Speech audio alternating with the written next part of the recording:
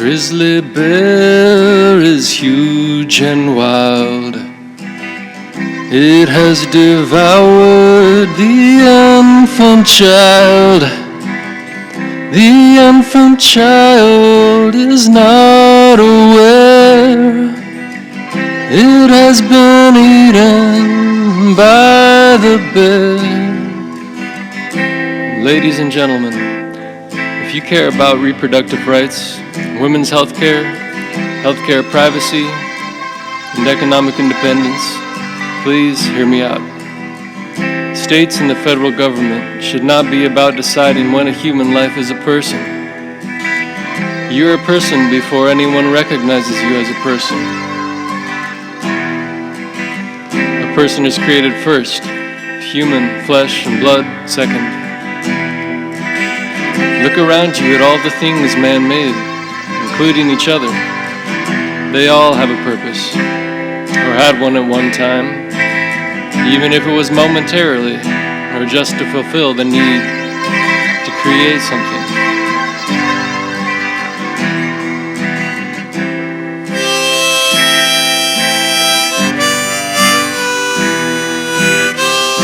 A young woman I know, whose privacy I will protect, had an abortion not long ago.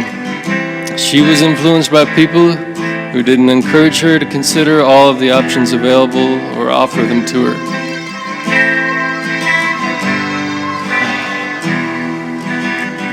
Bringing a new life into the world is the highest human calling, but not everyone can do it.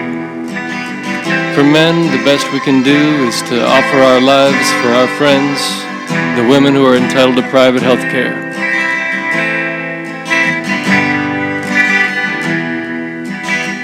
In the early 2000s, I marched for life in Washington, D.C. to end abortion. The only marching I do now is as a soldier in the U.S. Army.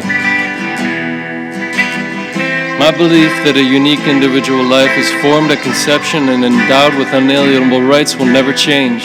To me, abortion will always be a form of killing, not just simply removing an unwanted tissue.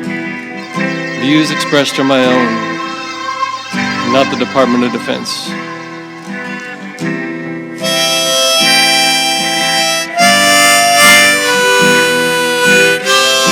While working as a U.S. Army recruiter in Las Vegas, Nevada high schools, I realized how our laws have normalized abortion, forming the younger generation's view of abortion as simply removing an unwanted mass of tissue.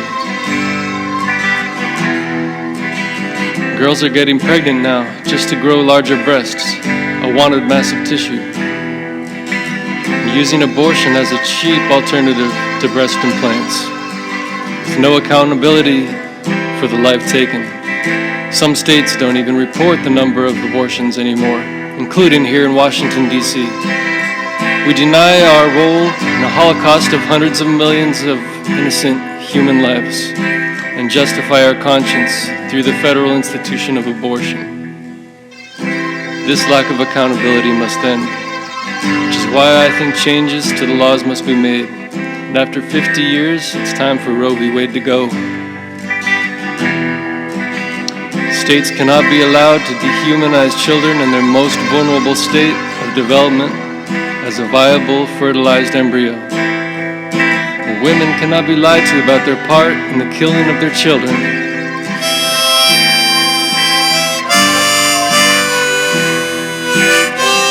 However, as a soldier, I accept that there are times when killing is morally justified.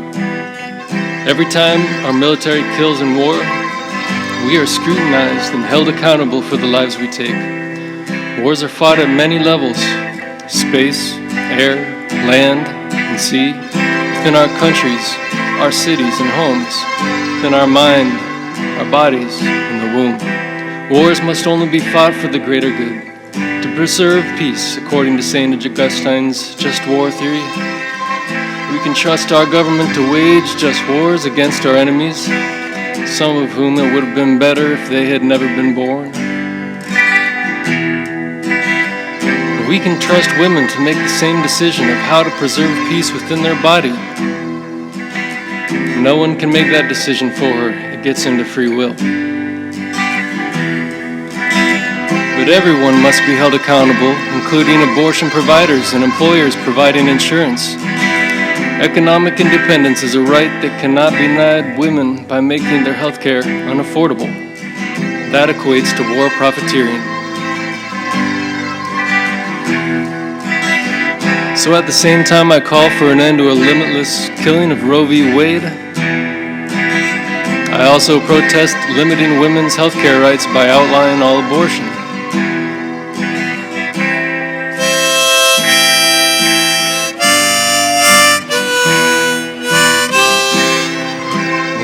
In war, killing innocent is a war crime, according to the Geneva Convention, even if a country hasn't signed it. A just punishment must be as private as the procedure obtained, and just as personal. A part of receiving an abortion, I propose the naming of a child should be required of the mother, and the creation of a memorial hold all the names of these children should be created. The mothers need not be the one to place it there, protecting her health care privacy. Instead, the doctor providing the abortion should, always respectful of the dead. Only after admitting a problem exists can there be accountability and recovery be made.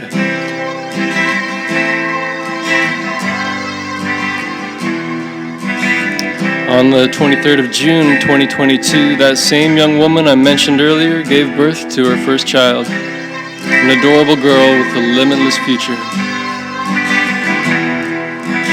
The next day, the 24th of June 2022, Roe v. Wade had been overturned by the Supreme Court.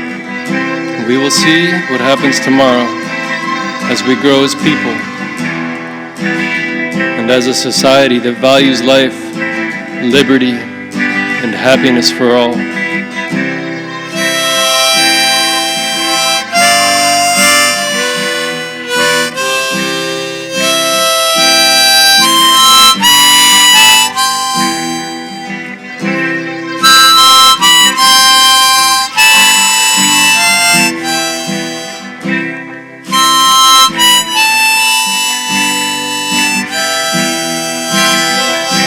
The grizzly bear is huge and wild. It has devoured the infant child. The infant child is not aware. It has been eaten by the bear, by the grizzly bear.